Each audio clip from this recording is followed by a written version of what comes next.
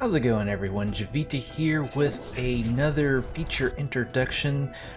Testing 193 has hit the testing servers, and this is pretty awesome. I will give a word of caution that many of these features are still a work in progress, and so kind of expect as such. I mean, things are going to change, things have yet to be properly balanced, but yeah, so far the stuff that has been added is just like incredible. So the major new feature in this release is a new crafting machine. This is the long anticipated Centraforge or Forge, or however you want to call that. It is technically called a Centra Forge. So it's pretty awesome, has a pretty standard interface, but yeah, you stick a tool in there and holy crap, like what is going on here? So we have all of this kind of stuff up here. You can kind of think of these as your crafting skills, basically. Of course, they are items, so you'll have to craft these first, and in order to even get to the screen, you do need at least one type of resin. I believe you have to have a setting resin, but there is a deconstruction resin as well. But basically, you can go through the forging steps, and then when you finally are happy with what you have, you can use a setting resin to finalize the item. Or if you're unhappy with the item, you could use a deconstructing resin, and it will sacrifice the item, but you will get back a percentage of the used items. Anything that's left up here is left untouched, but if you've used stuff, say down here, and you've gone through some rounds, you can have a chance to get some of that stuff back if you made a mess of it. So pretty awesome, but I think I'll go ahead and just show you some of the crazy things you can do with the forge, because yeah, we can sit here and talk about how this is a wood shovel, and usually wood shovels are really crappy, but look at all this cool stuff that I added to it, and it just kind of makes your eyes glaze over. But just like, oh, who messed up my house here? Let's just undo this. What the heck? Oh, somebody put up this wood wall in my house. So yeah, let's get rid of this wood wall. Like 9 blocks at a time on a wood axe. And like, you have to take a look at this axe to fully appreciate it, because it has an extra 1,400 durability on it. It does a bunch of extra damage, or well, okay, it doesn't do extra damage, but it has that AoE effect that hits 9 blocks at a time. So essentially, yeah, step over diamond, because that's actually a really good point, is that now the AoE effects are no longer native to the tool. So that diamond slingbow or that diamond shovel is only going to hit 1 block, but then you can forge that effect onto any tool, wood, iron, whatever. Havoc 40k was testing this stuff out with me, and he managed to make a iron hammer that hit exactly like a diamond tool would. So that is pretty awesome. So at first glance, that sounds kind of lame, but now you can make anything AoE if you want to. So it's pretty awesome. And jumping over here, you can forge anything: grapples, spanners, tools, weapons, bombs. All of it is forgeable, and particularly bombs has a really awesome one. This bomb actually glows in the dark, which is pretty awesome, but more importantly, look at what this bomb can do. Oh, you can now force regenerate terrain to come back. You cannot restore things like ore and coal and things like that. Any kind of embedded resource you can't force to regenerate. However, you can force red gleam to regenerate, since red gleam is considered a natural block just like wood and leaves. So that is amazing. So if somebody comes along and like digs a trench around your home or chops down all the trees, all you have to do is throw a bomb at it and you can erase it if you don't want to wait for world regeneration to happen naturally. That is pretty amazing. And as I mentioned, you can forge grapples as well. So let's see here. Normally this ruby grapple would surely, yeah, it can make that distance, but there is no way it's going to reach that. However, with the forge, holy crap, look at that. So yeah, that is an insane range. This grapple is also forged with extra speed, which is a little bit hard to see because of the water, but yeah, that range is just redonkulous.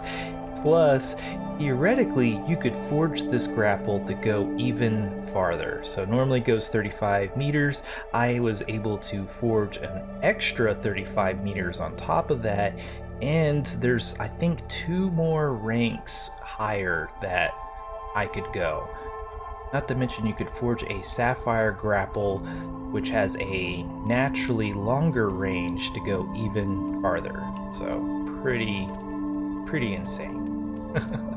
Okay, so Will just showed up and showed me something that I haven't really even considered. I was serious when I said you can forge pretty much everything, and yeah, you can forge chisels, and one of the more interesting effects is it's just crazy. So generally speaking, you're not supposed to be able to change the color, but you can cycle through the different types. So like this gleam, I can't change the color of the gleam, but the brick I can change it from, this is igneous over to sedimentary, metamorphic, back to igneous. So that is pretty amazing. And at least this gem chisel, it's kind of hard to use just because of the action speed, but yeah, you can cycle through the different types. You can even take copper and turn it into iron, mine it out, and yeah. Gems, you can sort of do it with gems, however they are in pairs, so like amethyst and emerald go together, sapphire and topaz, and ruby and diamond. So it's not horribly overpowered. You can't just mine diamond and then get every single gem in the game, at least as far as compact blocks. But yeah, that is pretty amazing. It never even occurred to me to try to forge a chisel, so let's see what we can make out of this. So in order to make a changing chisel, you'll need special, so let's go ahead and use the special gum, as it will increase the likelihood of getting a special boon. So let's apply that. And these are stackable. Currently, it doesn't say the percentage, so not really sure how much more likely it makes it. But since you can stack it, assumably you need to stack them. Let's go ahead and just do 3 for now. And so I could just come over here and use this boon compound. That's going to start adding boon points. You can also see the cost right here, so you can see it costs 100 vigor, and it also decreases stability by a small range, so 100 to 110. So there's a little tiny bit of randomness going on there. Something else I could do is use this boon paste, which will give me 50% more boon for 4 rounds. So help us get the most out of this. Go ahead and apply this buff. And there we go. So for 4 rounds, we'll get 50% more boon points. And I think I'm going to use this unstable boon compound. It gives me 1,000 boon points at a time, so it'll give me, what, 1,500 boon points with the buff. But it also gives me defect and quirk points, so it's also going to fill up this stuff over here. But I think we can get away with at least one of these to get us jump started here. As you can see, the quirk points got upped, as well as the defect, and now it starts to roll.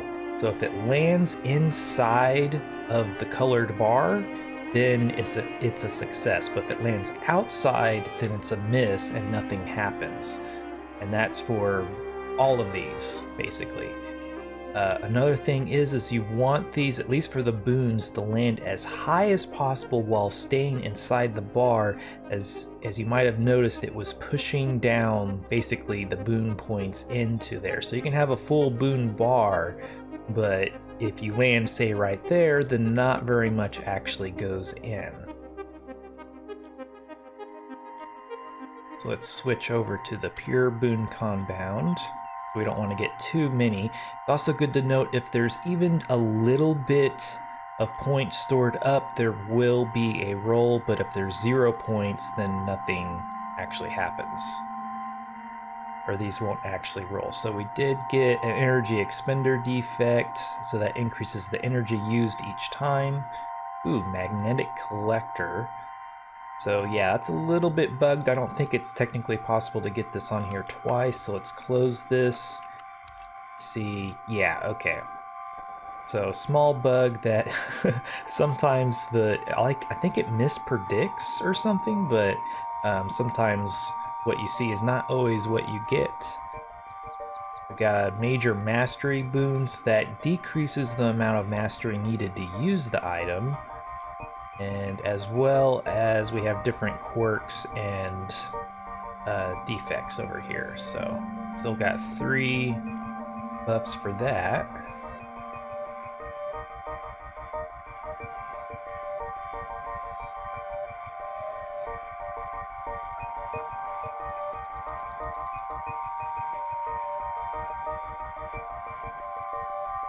So something I've yet to quite figure out if this bar is static. Like once it's filled up, then it's probably pointless to continue using compound until you empty it out a little bit.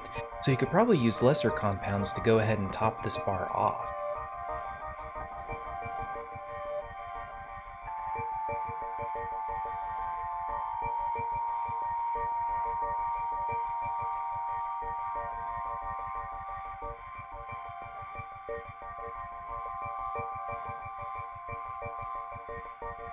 Okay, so here we have the transformation boon, and as you can see, it's gray and it says potential trait. That's because this bar hasn't been filled up, and as you can see on these, there are counters. So this is actually rank 2 of this boon, and if that yellow bar gets filled up, then it'll be rank 3. So whenever this is rolled, it also rolls which one of these are going to be charged up. So it only charges up one at a time, at least from what I can determine.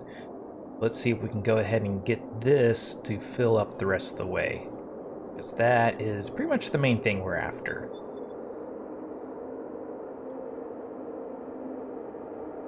So yeah, it looks like it's going into this magnetic collector. I have one more charge on my buff.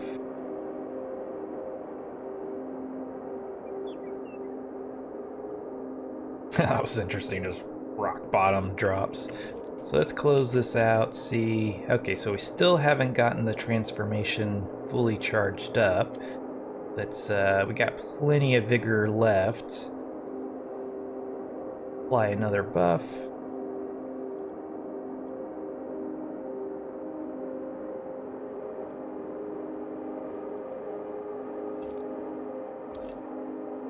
Okay, so finally got that transformation boon fully powered up.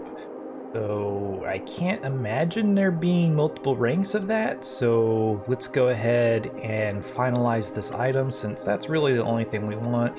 And these other boons, the mastery boon, it's iron, that doesn't even apply, and the magnetic collector, that's kind of cool, but I mean, I guess you could have it in your offhand while you're mining with another type of tool, so that could still be useful, even though it's on a chisel that can't break anything. But let's put our setting resin,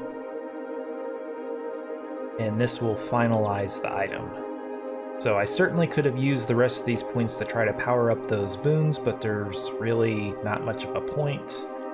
And come over here to the queue, and you can see after 40 minutes that we'll get our item. So yeah, it looks like it does have the change block type, plus 4 meter attraction range, and we need 2 less mastery required. So that is pretty awesome. It does say plus 2 mastery, but as you can see, it's in purple, so that's kind of, it's plus a negative, because the purple means it's negative. I don't know, it's kind of a little weird. I'm sure they'll get that kind of straightened out so it makes a little bit more sense. But all in all, pretty awesome. The one thing that maybe since it's iron, it might not be able to affect gems. We'll just kind of have to wait and see, because you do need gem chisels to be able to chisel gems. So, but you could certainly still use it on metal things and below. So, pretty awesome. I am going to throw something out just right quick that attributes do affect forging. So in order to max out your abilities in the forge, you need maximum vitality for stability, power for vigor, and then intelligence for effectiveness. So stability is kind of like the durability of the item, while forging, vigor has to do with kind of your ability to use the forge item. So it's kind of like crafting points or something. And then effectiveness determines the percentage of the points that actually goes towards the boon. Coming over here, without any kind of additional power or anything, you can see that I have an effectiveness of 68. So I'll get 68% of the boon points that I apply to this item. And this description describes that this number is affected by 3 things. It's affected by the flexibility of the item, your character's intelligence, and the power that's on the machine. So I have no power, I do have maximum intelligence, so that boosts the effectiveness up to 68. So if I come over to my powered up Centraforge, which has maximum power, you can see that I have an effectiveness of 100. So I can begin forging and I'll get 100% of the boon points that the items apply. So that is pretty awesome. Also, this 1800 is the maximum for both vigor and stability.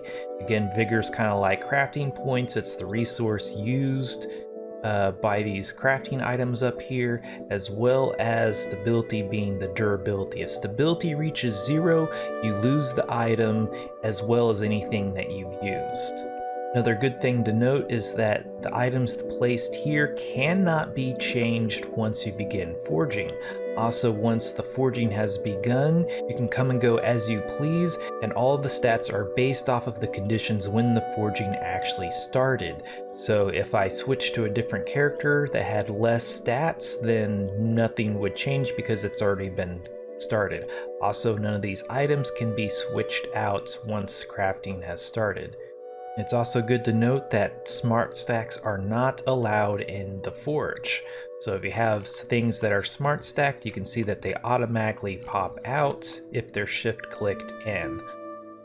Also, if you're forging more than one item at a time, as you can see, all of your items are divided by the number of items being forged. So the numbers shown here are how many times you can use the item, not how many items you actually have.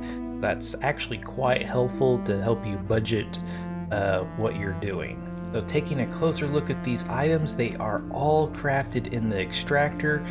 Thankfully, you do not need any kind of crafting skills to be able to craft these items. The forge itself only requires the advanced crafting machines recipe and is the same exact recipe as a compactor. So you can craft the forge fairly early. Advanced power coils are comparable to the other advanced power coils in difficulty. The main thing is that they do require machined titanium as well as the other standard materials.